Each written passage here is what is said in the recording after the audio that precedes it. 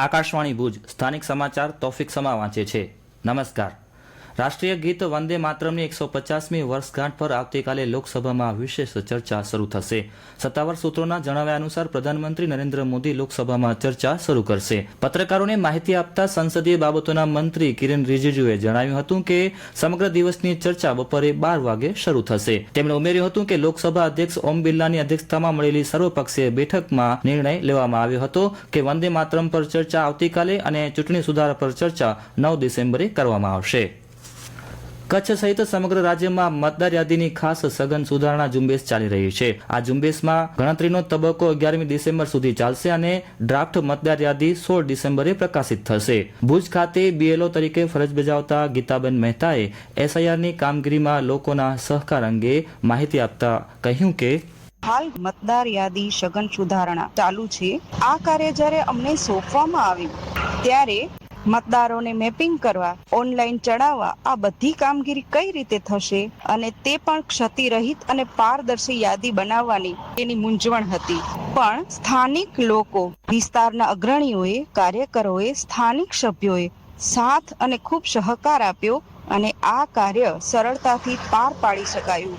તે માટે વિસ્તારના તમામ મતદારોનો ખૂબ ખૂબ આભાર। એક જાગૃત નાગરિક તરીકે એસઆઈઆરની કામગીરીમાં બીએલઓને આપણે સૌએ સહકાર આપવો જોઈએ। સમયસર પોતાના અને પરિવારના ફોર્મ જમા કરાવનાર ભુજના મતદાર ધીરેન ભાટીએ કહ્યું કે સરકાર દ્વારા કરવામાં આવતી આ સરની કામગીરીમાં હાલમાં અનેક અધિકારી, કર્મચારી, બીએલઓ ખૂબ જ કાળજીથી અને નિષ્ઠાપૂર્વક તેમની ફરજ બજાવી દેશ સેવાનું ઉત્તમ કાર્ય કરી રહ્યા છે। ત્યારે જાગૃત નાગરિક તરીકે આપણે સૌ પણ એમને સહકાર આપી અને મદદ કરીએ। મારું અને મારા કુટુંબનું ફોર્મ ભરી જમા કરાયું છે। આપ સૌ પણ સરની કામગીરી કરી રહેલ સર્વે કર્મચારીઓને મદદ કરી દેશ સેવામાં આપનું યોગદાન આપો એવી મારી અપીલ છે। ગુજરાત સરકાર અને ગુજરાત રેડક્રોસના સંયુક્ત ઉપક્રમે આવતીકાલે રેડક્રોસ ભવન ત્રિમંદિર સામે એરપોર્ટ રોડ ભુજ ખાતે અને 9 ડિસેમ્બરના રેડક્રોસ ભવન ગાયત્રી મંદિર રોડ ગાંધીધામ ખાતે પત્રકાર આરોગ્ય નિદાન કેમ્પનું આયોજન કરવામાં આવ્યું છે। આ બંને સ્થળે સવારે 9 થી બપોરના 2 વાગ્યા સુધી આરોગ્ય નિદાન કેમ્પ યોજાશે। ફક્ત પત્રકારો માટે આયોજિત આ કેમ્પનો બહોળો લાભ લેવા નાયબ માહિતી નિયામક ભુજ દ્વારા અનુરોધ કરાયો છે। જિલ્લા ગ્રાહક તકરાર નિવારણ કમિશન કચ્છ દ્વારા આગામી તારીખ 13 ડિસેમ્બરના રોજ લોક અદાલતનું આયોજન કરવામાં આવ્યું છે। જે વકીલ તથા પક્ષકારોને જિલ્લા ગ્રાહક કમિશનમાં લોક અદાલત મારફતે સમાધાન કરવું હોય તેઓ જિલ્લા ગ્રાહક તકરાર નિવારણ કમિશન ભુજ કચ્છની કચેરીના ફોન નંબર 02832 296 073 અથવા ઈમેલ cdrfbhuj@gmail.com પર સંપર્ક કરી શકશે તેમ મદદનીશ નિયામક જિલ્લા ગ્રાહક તકરાર નિવારણ કમિશન ભુજની એક યાદીમાં જણાવાયું છે।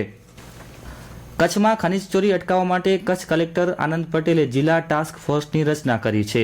આ ટાસ્ક ફોર્સ ખનીજ ચોરીના સ્થળ પર જ માપણી કરી શકે તેવી વ્યવસ્થા પણ ગોઠવવામાં આવી છે। છેલ્લા 10 દિવસમાં ટાસ્ક ફોર્સ દ્વારા 15 જેટલી કાર્યવાહી કરીને 20 વાહનો ડિટેઇન કરવામાં આવ્યા છે। આ વાહનો સામે દંડની કાર્યવાહી માટે આગળની પ્રક્રિયા હાથ ધરવામાં આવી રહી છે।